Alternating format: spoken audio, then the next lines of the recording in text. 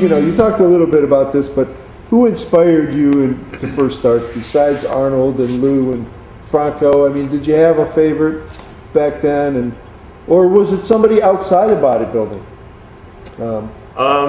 Well, my first inspiration to actually start weightlifting, believe it or not, was Bruce Lee. When I was a kid, like I said, bodybuilding was really an unknown sport back then in the 70s when I started, and nobody knew anything about bodybuilding. So my first inspiration of anybody who had muscles was the comic books. I used to read comic books when I was a kid, the superhero comic books. And one of the main reasons I was attracted to the comic books was because all those guys had great muscular physiques, and I never saw that in the real world. And the first real person I ever saw with a great muscular physique was Bruce Lee. I saw a picture of him somewhere, I think it was right after he died, and he had his shirt off and he was ripped, from Enter the Dragon. I said, wow, that guy looks like a superhero.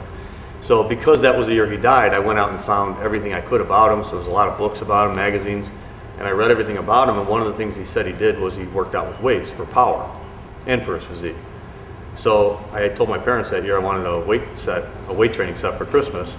So when I got the weights, I didn't know what to do with them, and I had to start going out and buy bodybuilding magazines. So I bought IronMan, and I bought, Muscle Builder magazine, and I saw the real bodybuilders, and that's how I got inspired into bodybuilding.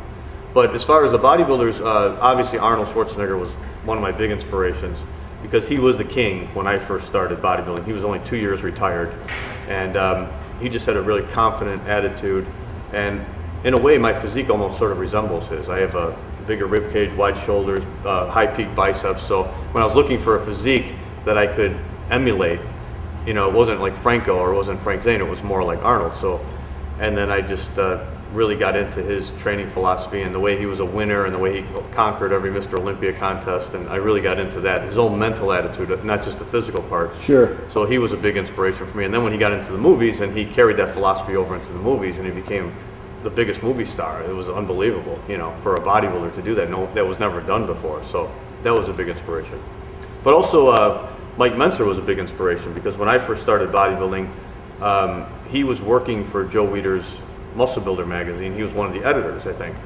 So I would read about this guy, and he had his own column in a magazine, and he was traveling around the world, and he was guest posing, and he was Mr. Universe, and he had his own book out, Heavy Duty.